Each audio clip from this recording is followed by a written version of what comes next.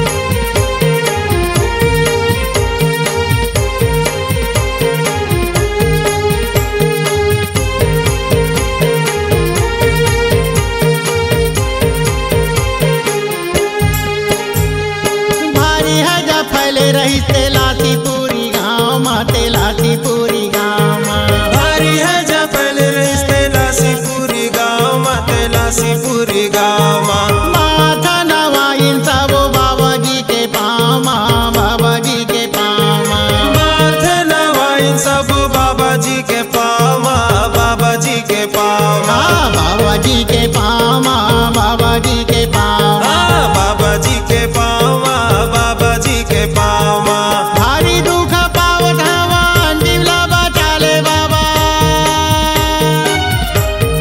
भारी दुख पावत हवन जीवला बचा ले बाबा। विनती करत नर नारी तोरे महिमा ला देखे बाबा साहू ह बन गे सतनामी। तोरे महिमा ला देखे बाबा राउत ह बन गे सतनामी।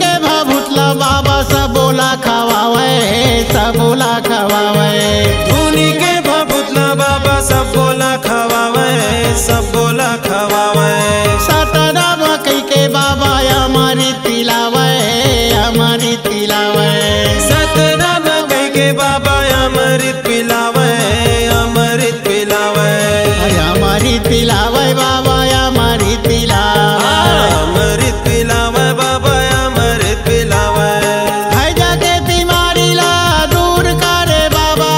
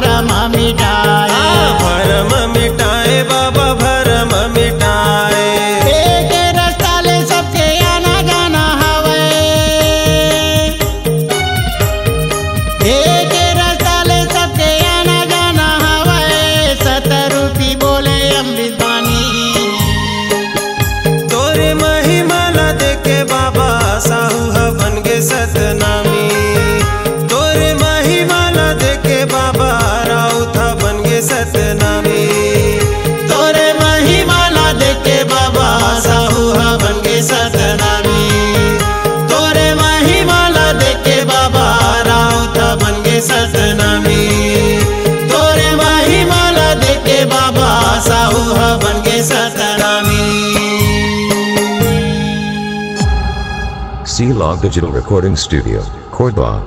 Contact number 99071192215.